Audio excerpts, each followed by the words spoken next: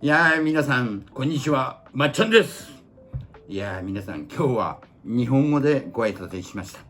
というのは、今日のお話はですね、まっちゃん個人的なお話なんですよ。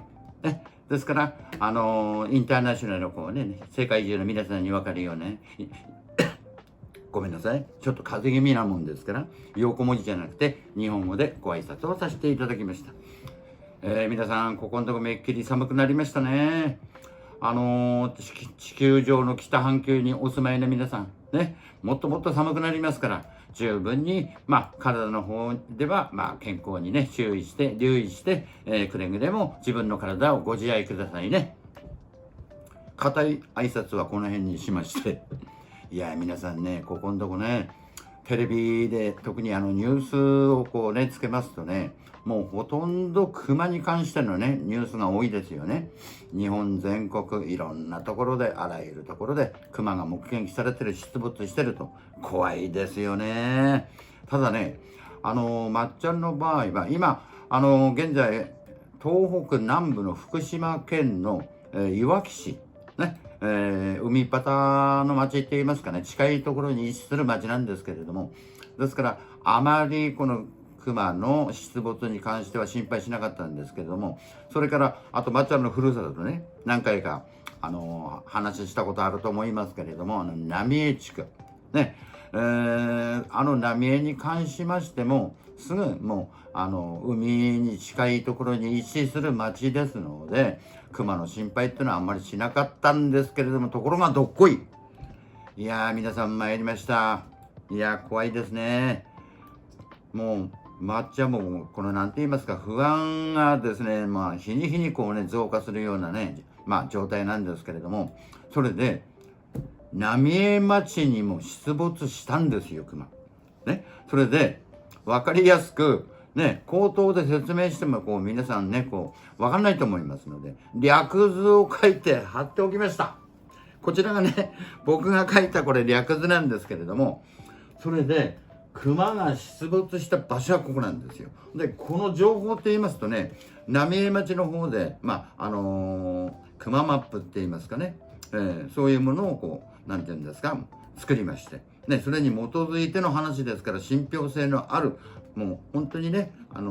事実な話なんですね。それでこれね、皆さんね、見ていただいて分かると思うんですけれども、請戸地区っていうとこなんですよ、目撃された場所がね。で、この請戸地区って言いますと、最も海に近いんですね。それで皆さんもお分かりだと思いますけれども、例の東日本大震災の大津波でもって壊滅状態になったようなところなんですよ。ですから今行きましてもね、なんて言うんでしょうね、雑草が生えて、もうほとんど一面水田だったんですけど、もう荒れ地ね、もうそういうような殺伐としたような風景のね、ところがもうほとんどなんですけれども、そこにこの熊、それも子連れの熊ねが出没したんです。これがね、確か、今年の秋ですから、9月10月ぐらいかなと思うんですけどもね、その日時まで覚えてないんですけれども、それでね、この出没した場所がですね、皆さんね、今請戸地区って言いますと、この請戸小学校、鉄筋コンクリートのね、そういう建物、小学校だけがまだ残ってるんですよ。ね、でこれもちろん廃校という形なんですけれども、解体しないで東日本大震災のね、津波によるそういうね、その津波によってこういう状況になったわけですから、当時のそういうね、なんていうんですか、話を後世にね忘れちゃいけないよみたいな意味でね、それで見学者なんかの人も多いみたいなんですけれども、あえて残しておくみたいなんですね。その小学校のすぐ近くに出たんですよ。というと本当にもう海の近くなんですね。で、ちなみに余談になりますけれども、まっちゃん長年住んでたうちがこの小学校のこのね真ん前にあったんですけれども、もちろん津波でもねなくなってるんですけども、今行きますとね、玄関前の敷石ぐらいしかないんですよね。それでね、またね、皆さんね、大体このね水田、あと荒涼としたようなねこの荒れ地、ここって結構広いんですね。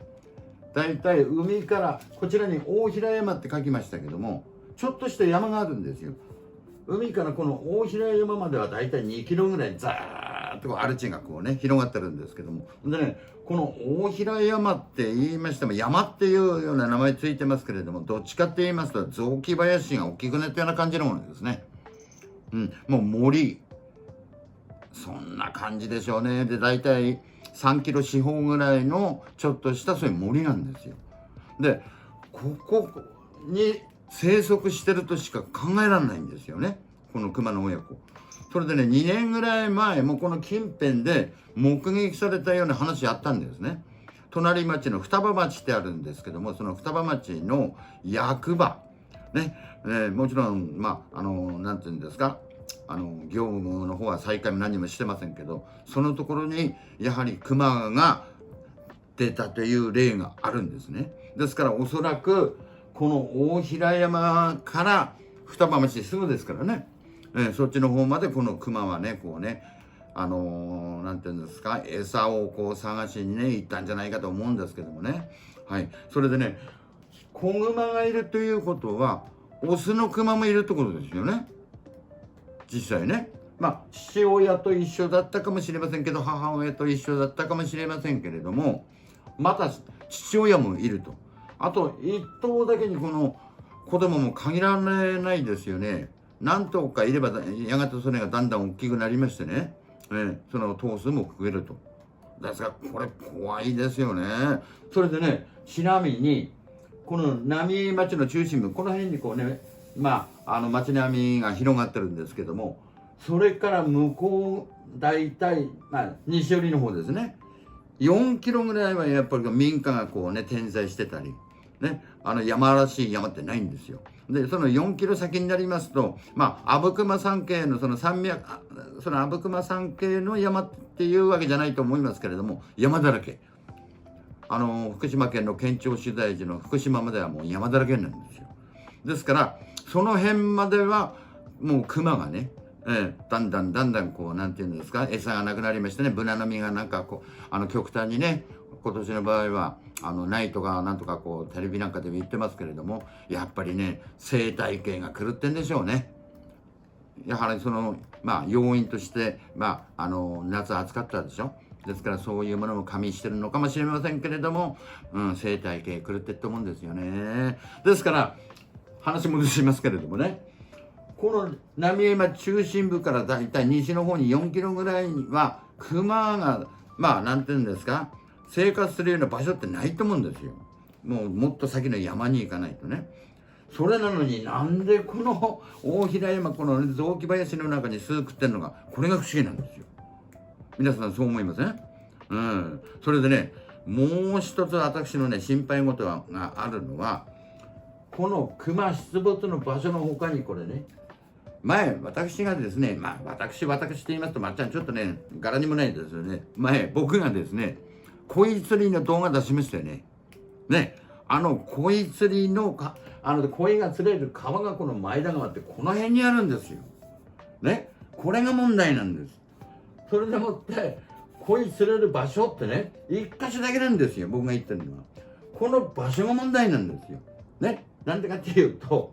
熊、それからこの鯉の釣り場まで大体 1.5 キロぐらいかな。それでもって熊だって喉乾きますからね。喉乾いたらやっぱりこの川に来ますよね、水飲みに。それからあとは北海道のヒグマなんかよくね鮭なんか取って、食べますよね。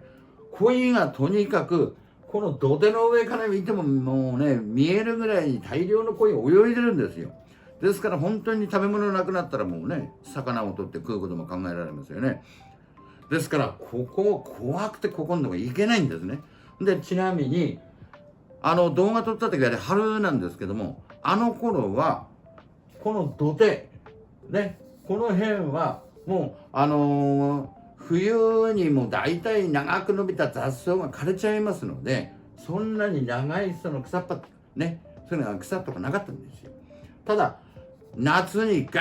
ーンとこう伸びますので、今頃行きますと1メートル以上ぐらいに雑草伸びてるんですね。そこをかき分けて降りていくんです、ここにね。はい、そうしますと熊あたりがね、かき分けたら目の前に熊出てきたとか考えられますよね、水飲みに来たらね。ですからうちのばあさんなんか絶対行ってダメやってもうね言ってるんですけども、行きたいんですよ。それでね、これね、こういうことあったんです。今年の春ね、こいつに行った時に、今までなかった場所に大量の糞がこう山盛りだったんですよ。で、何かなって考えたんですけども、もしかしたら熊かなって。まあ、隣町のね、双葉町の役場に出たぐらいですから、この川から双葉町の役場ってもう目の前ですから。ね。これ熊かなと思ったんですけれども、それでもって怖くなりまして、家に帰ってね、スマホのね、ヘイシリに聞いてみたんですよ。ヘイシリ、熊の糞ってどんなって言ったらば、人間の拳ぐらいの真っ黒いのがこうね、特徴ですみたいに。で、僕が見たのは小さなパチンコ玉が二回りぐらい大きくしたような小さな糞が山盛りあったんですね。で、これは違うな、イノシシかなと思ったんですけども、わかんないですよね。子熊の糞だったらちっちゃいかもしれないですもんね。ですからそういうこともありますから、なおさら怖いんですよ。でも行きたいんですよ。鯉はね、皆さん、春と秋が一番釣れるんです。春は、まあ4月か5月頃ね、産卵前で、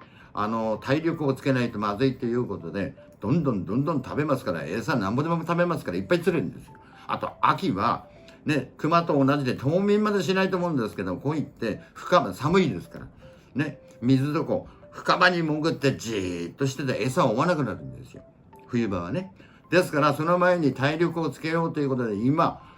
バカバカ釣れるんですよ。それも、みんな5、60センチぐらいの鯉ですからね。もう釣り堀並みにね。ですからね、春に行った時に、竿も2、3本ぐらい折られましたし、仕掛けも取られたし、新しく全部買い替えたんです。ね。うちのばあさんにね、無駄遣いだなんて言われて、ね、金こんなの使うんじゃねえなんて怒られね。それもみんなパーなんですよ。行きたくても行けないんですよ。ですからね、これなんとかね、日本の政府の方でね、この打開策考えてもらわないと、俺困っちゃうんですよ。73歳でしょ。あと何年生きるか分かんないし、どうしてももう1回、2回は前田が行きたいんですよね。まあ、そんなことをいろいろこうね、長々と喋ってきましたけれども、それが今回のこの浪江地区に熊出没によってね、私の方で心情的にね、最も不安、大きな不安ですよね。はい。それから、なんていうんですか、その心配してる、なんていうの、ショック、こいつに行けないショック、ね、それなんです。それでね、最後に、